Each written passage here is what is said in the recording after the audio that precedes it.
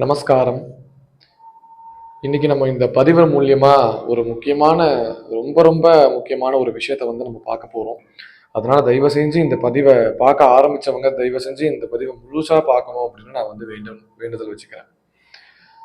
இப்போ சமீப காலமா நம்மளுடைய பூலோகத்துல நிறைய இயற்கைக்கு மாறான விஷயங்கள் வந்து நடந்துகிட்டு வருது. சுனாமிகள், நிலநடுக்கம், இது வந்து பிரதி வருடமும் வந்து ஏதாவது ஒரு நாட்டுல நடக்கிற விஷயம்தான். ஆனா இந்த 2025 ஆகஸ்ட் மாதம் இப்போ 1ஆம் தேதி, இன்னைக்கு நான் இந்த பதிவு பேசிட்டு இருக்கேன். இன்னைக்கு ஒரு ஒரு நியூஸ் வந்திருக்கு. ஆஹ் ஒரே நேரத்துல ஒரு 7-8 நாடுகளுக்கு வந்து சுனாமியுடைய அறிகுறிகள் இருக்கு. அதனால அந்த நாட்டில் இருக்கிற எல்லாருமே வந்து ஜாக்கிரதையா இருந்துக்கோங்க அப்படின்ற மாதிரியான ஒரு பதிவை வந்து நான் நியூஸ்ல பார்த்தேன். அது வந்து ரொம்ப ஒரு பயத்தை, ஒரு பதட்டத்தை, ஒரு சங்கடத்தை வந்து கொடுக்குது. அதை பார்க்கும்போது ரொம்ப வந்து கஷ்டமா இருக்கு. இந்த மாதிரியான விஷயத்துக்கெல்லாம் என்ன காரணம் அப்படின்னு நம்மளுடைய நம்மளுடைய சாஸ்திரத்துல, நம்மளுடைய வேதத்துல வந்து சொல்லப்பட்டிருக்கு. அதுல அடியன் எனக்கு தெரிஞ்ச சில விஷயத்த நான் உங்களுக்கு தெரியப்படுத்தணும் அப்படின்றதுனால இந்த பதிவு என்னைக்கு நம்மளுடைய பூலோகத்துல நம்ம சுவாமி கும்பிடுறத கம்மி பண்றோமோ, நிக்கிறோமோ, நிப்பாட்டுறோமோ, அன்னைக்குதான் வந்து இந்த கலியுகம் அப்படிங்கிறது கடைசி நாளாக பார்க்கப்படுறது. ஆஹ் சமீபமா இது எல்லாருக்கும் புரியுற மாதிரி சொல்லணும் அப்படின்னா, ஒரு ஒரு படம் கூட வந்திருக்கும், கல்கி அப்படின்னு ஒரு படம் வந்திருக்கும். அந்த படத்துல வந்து ரொம்ப அற்புதமா வந்து காமிச்சிருப்பாங்க. 2060 நம்மளுடைய நாடு எப்படி இருக்கும் அப்படிங்கிற மாதிரி காமிச்சிருப்பாங்க. அது யாருக்கு தெரியும், அது தெய்வ சங்கல்பமாவும் இருக்கலாம், அது உண்மையா இருக்கலாம்.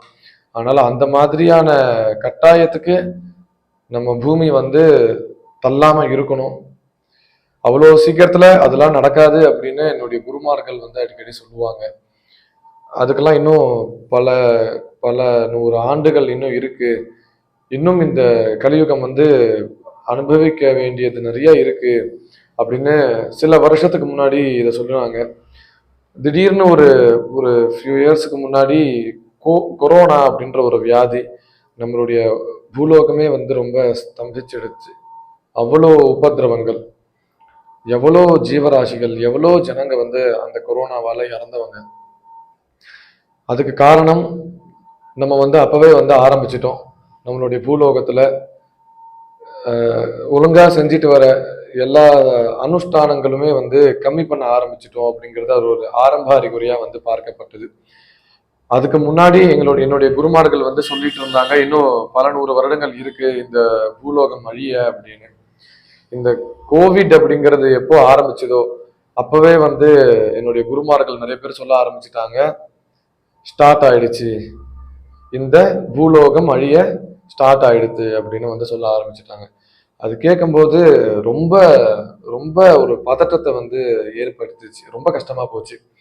சரி, அது அது வந்து என்னதான் வந்து இருந்தாலுமே சரி, ஏதோ சொல்றாங்க, பெரியவங்க சொல்றாங்க, ஞானிகள் சொல்றாங்க அப்படின்னு கேட்டு, அது இன்னும் பல ஆண்டுகள் இருக்கே, பல விஷயம் இருக்கே அப்படின்னு வந்து தள்ளி போட்டோம். கொஞ்ச நாள்ல வந்து நம்மளுடைய உதாரணத்துக்கு நான் வந்து உலக அளவில் பேச வேண்டாம்னு நினைக்கிறேன். நம்மளுடைய தமிழ்நாட்டிலே எடுத்துக்கோங்களேன். ஏன்னா நான் தமிழ்ல பேசுறேன், தமிழ் சேனல்ஸ் தமிழ்ல பார்க்குறவங்க தான் நிறைய பேர் இருப்பீங்க. அதனால நான் சொல்ல வரேன், நம்மளுடைய தமிழ்நாட்டிலேயே எவ்வளோ கோவில்கள் வந்து இடிக்கப்பட்டிருக்கு அப்படிங்கிறது சமீப காலமா வந்து நானும் பார்த்துட்டு இருக்கேன். நீங்களும் பார்த்துட்டு இருப்பீங்க, உங்களுக்கும் தெரிந்த விஷயம்தான். அது என்ன வேணா காரணமா இருக்கலாம், ஆனால் அந்த மாதிரியான விஷயம் நடந்துச்சு. அடுத்தது, நம்மளுடைய இந்தியால, பாரத தேசத்துல மட்டும்தான் அதிகமான தீமைகள் வந்து நடக்காது இயற்கைக்கு மார்பாக. மற்ற நாடுகள்ல, அதாவது இந்த சைனாவா இருக்கட்டும், ஜப்பானா இருக்கட்டும், இந்த மாதிரி பல அந்நிய தேசத்துல ஏதாவது ஒண்ணு வருஷத்துக்கு ஒரு தடவை சுனாமி, இல்லைன்னா வந்து நிலநடுக்கம், இந்த மாதிரி ஏதோ ஒன்று நம்ம வந்து நியூஸ் ரீதியாக நம்ம வந்து பார்த்துக்கிட்டே வந்துட்டு இருந்திருப்போம். காரணம், நம்மளுடைய பாரத தேசத்துல கோடிக்கணக்கான ஞானிகள், ஆயிரக்கணக்கான முனிவர்கள், நூற்றுக்கணக்கான தேவர்கள் நம்மளுடைய பாரத தேசத்துல வந்து பூஜைகள், ஆராதனைகள் செஞ்சு இங்க இருக்கிற எல்லா கோவில்லையும் வந்து அவ்வளோ ஒரு சக்தியை வந்து கொடுத்துட்டு அந்த சுவாமியை இந்த இடத்துல வந்து ஒரு சாநித்தியத்தை பண்ணி அவங்க வந்து ஒரு ஞானிகளா வந்து இருந்திருக்காங்க. இதே அந்நிய தேசம் அப்படின்னு பார்த்தேன் அப்படின்னா, நான் முன்னாடி சொன்னேன் இல்லையா, மற்ற நாடுகள் அமெரிக்காவா இருக்கட்டும், ஆஸ்திரேலியாவா இருக்கட்டும், எந்த கண்டமா வேணாலும் இருக்கட்டும், அந்த நாட்டிலலாம் வந்து வருஷத்துக்கு ஒரு தடவை ஏதாவது ஒரு பேரழிவு அப்படிங்கிறது நடக்கும். காரணம், நம்மளுடைய பாரத தேசத்துல இருக்கிற அளவுக்கு அந்த ஊர்ல கோவில்கள் அப்படிங்கிறது கிடையாது. அதனாலதான் அந்த இடத்துல அவ்வளோ துர் விஷயங்கள் நடக்கிறதுக்கு காரணம் நம்மளுடைய பாரத தேசத்துல அவங்க அளவுக்கு இல்லாததுக்கு காரணம். அது சயின்டிபிக்கா என்ன வேணாலும் சொல்லிக்கிட்டோம் பூலோகத்துல. அதாவது நம்மளுடைய இந்தியாங்கிறது வந்து சேஃபான சூழ்நிலை இருக்கு, அவங்க எல்லாருமே அந்த மாதிரியான சூழ்நிலை இருக்காங்க, அதனால அது வந்து வேற வழி இல்லை, அது சயின்டிபிக் அப்படி இப்படின்னு சொன்னாலும் நம்மளுடைய தேவர்கள் வந்து அது காரணம் இல்லாம இந்த பூலோகத்துல பாரத தேசத்துல இந்த இடத்துல அமைக்கணும்ன்ற அவசியம் கிடையாது. அதனாலதான் நம்மளுடைய பாரத தேசத்துல அந்த மாதிரி பெரிய அளவுல எந்த விதமான ஒரு சங்கடங்களும் வந்து அவங்க அளவுக்கு நடக்காது, ஏதோ சின்ன சின்னதா நடக்கும். அப்படி பார்க்கும்போது இந்த கொரோனா அப்படிங்கிறது ஒண்ணு நம்மளுடைய உலகம் முழுசாவே அது பாதிக்கும் போது ஒரு பயம் வந்தது. இன்னும் இது பாரத தேசத்துக்கே வந்து இப்படி ஆயிடுச்சு அப்படின்னா இந்த கலியுகம் அப்படிங்கிறது அழிய ஆரம்பிச்சிடுது, கவுண்ட் டவுன் ஸ்டார்ட் ஆயிடுச்சு அப்படின்ற மாதிரி அர்த்தமா வந்து நிறைய பேர் சொன்னான். அது கொஞ்சம் பதட்டத்துல இருந்தது. அதுக்கப்புறமா வந்து நான் சொன்ன மாதிரி நிறைய கோவில்கள் இடிக்கப்பட்டது.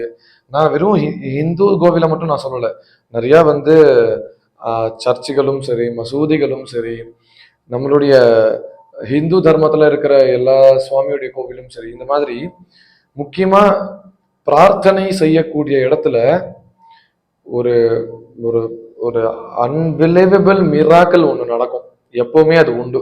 அதனாலதான் நம்ம வந்து லோகக்ஷேமத்துக்காக ஹோமங்கள் பூஜைகள் நம்மளுடைய சாஸ்திரத்துல. இதே மத்த மதத்துல வந்து கூட்டு பிரார்த்தனை அப்படின்னு சொல்லுவா. இது மாதிரி எல்லா இடத்துலயும் எல்லா மதத்திலயும் எல்லா விதமான பிரார்த்தனைகள் அப்படிங்கிறது உண்டு. அது வந்து கொஞ்சம் கொஞ்சமா கம்மி ஆக ஆரம்பிச்சிருது. இது மாதிரி இடிக்கிறது, இது மாதிரி நிறைய சங்கடங்கள் வந்து நடக்க ஆரம்பிச்சிருச்சு. நம்மளுடைய ஜனங்களுக்குள்ளேயே நிறைய புக்தி மாற ஆரம்பிச்சிருச்சு. முன்னாடிலாம் வந்து அந்த காலத்துலலாம் வந்து ரொம்ப ஓப்பனா பேசணும் அப்படின்னா அந்த காலத்துல வந்து மானத்தை மறைக்கிறதுக்காக தான் வந்து துணி அப்படிங்கிறத கண்டுபிடிச்சாங்க. அந்த காலத்துல வந்து துணி வர்றதுக்கு முன்னாடி இந்த மரத்திலிருந்து இலைகளை எடுத்து நம்ம வந்து ப்ரொடக்ஷனுக்காக ஒரு அந்த மானத்தை மறைக்கிறதுக்காக யூஸ் பண்ணிட்டு இருந்தோம். அந்த காலத்துல இருந்த கிரைம்ஸை விட இந்த சமீப காலமா இந்த சமூகம் இவ்வளோ வளர்ந்தும் நிறைய கிரைம்ஸ் அப்படிங்கிறது நடக்குது. இந்த மாதிரியான துர் விஷயம், இந்த மாதிரி ஒரு ரொம்ப இது வந்து நான் பேசுறதுக்கே அவ்வளோ பயமாகவும் சங்கடமாகவும் இருக்கு. நம்மளுடைய இயற்கைக்கு மாறான விஷயம் நம்மளே நிறைய பண்ணிட்டு இருக்கோம். அதனால தயவு செஞ்சு நம்மளுடைய மனசாட்சிக்கு விரோத இல்லாத செயல்களை நம்ம வந்து செய்யணும். நம்மளுடைய மனசாட்சிக்கு விரோதமான செயல்களை நம்ம செய்யக்கூடாது. அது எந்த விஷயமாலும் இருக்கட்டுமே, மற்றவங்களுடைய மனசை புண்படுத்துற மாதிரி எந்த ஒரு விஷயமும் செய்யக்கூடாது. அதே மாதிரி நம்மளுடைய லோகம் வந்து நல்லா சுபிக்ஷமா இருக்கணும் அப்படின்றதுனால நிறைய மரங்கள் நடணும், இருக்கிற எல்லா மரத்தையும் நம்ம வந்து பாதுகாக்கணும், எல்லா ஜீவராசிகளையும் நம்ம வந்து பாதுகாக்கணும். இதுக்கெல்லாம் தான் வந்து மனுஷனா இருக்கிற நமக்கு வந்து 6 அறிவை கொடுத்துருக்காங்க, ஜீவராசிகளுக்கு 5 அறிவை கொடுத்ததுக்கு காரணம் அதுதான். அவங்கள நம்ம காப்பாற்றணும், அவங்கள நம்ம பார்த்துக்கணும். இந்த இந்த பிரபஞ்சம் அப்படிங்கிறது வந்து எல்லாருக்கும் சமமான ஒரு விஷயம். அதனால இந்த இந்த பதிவு ஆரம்பிச்ச காரணம் என்ன அப்படின்னா, அவங்களுடைய வீடு பக்கத்துல இருக்கிற ஆலயத்தை வந்து அவங்களால முடிஞ்ச ஒரு ஒரு தொகையை கொடுத்து அந்த ஆலயத்தை வந்து இன்னும் அபிவிருத்தி படுத்தணும். அந்த ஆலயத்துல இருக்கக்கூடிய அந்த சக்தி, அந்த அந்த சக்திங்கிறது ஒண்ணு இருக்கும், அந்த சாநித்தியத்தை வந்து அதிகப்படுத்தணும். அதிகமா வந்து கூட்டு பிரார்த்தனைகள் எல்லாருமே செய்யணும். இது வந்து வெறும் இந்துக்கு மட்டும் கிடையாது, எல்லா மதத்துக்குமே நான் வந்து சேர்த்து சொல்றேன். ஒரு மதத்துக்கும் ஒரு தர்மங்கள் உண்டு பிரார்த்தனை செய்யறதுக்கு. அந்த மாதிரியான கூட்டு பிரார்த்தனையை இந்த லோகத்துக்காக செய்யணும் அப்படின்னு நான் வந்து பிரார்த்தனை பண்ணிக்கிறேன். அதனால இந்த மாதிரியான நிறைய துர் விஷயங்கள் நம்மளுடைய நாட்டில் நடக்காமல் இருக்கணும்னு இந்த பதிவை நான் வந்து தெரியப்படுத்திக்கிறேன். இன்னும் ஒரு சின்ன விஷயம், சுனாமி வந்து இந்த ஒரே மாசத்துல நான் சொன்னேன் இல்லையா, இந்த இந்த ஜூலை மாசத்துல நிறைய 2025 ஜூலை மாசத்துல நிறைய நாடுகள்ல வந்து நிறைய பிரச்சனை வந்து சந்திச்சுட்டு வராங்க. இந்த பதிவு ஆகஸ்ட் 1ஆம் தேதி எடுத்துட்டு இருக்கேன். இன்னைக்கு இதை நீங்க நோட் பண்ணி வச்சுக்கோங்க. நம்மளுடைய தமிழ்நாட்டிலேயே திருச்செந்தூர் முருகனுடைய ரொம்ப சாநித்தியமான இடம், அந்த ஊர்ல இருக்கக்கூடிய கடல் உள்வாங்கி இருக்கு. இந்த இந்த விஷயம் ஒரு 6 மாசமாவே நடந்துட்டு தான் வருது. இந்த 2025 ஜனவரியிலிருந்தே அந்த கடல் அப்படிங்கிறது உள்வாங்க ஆரம்பிச்சிருது. இன்னைக்கு 2025 ஆகஸ்ட் 1ஆம் தேதி நான் அந்த பதிவை சொல்றேன்.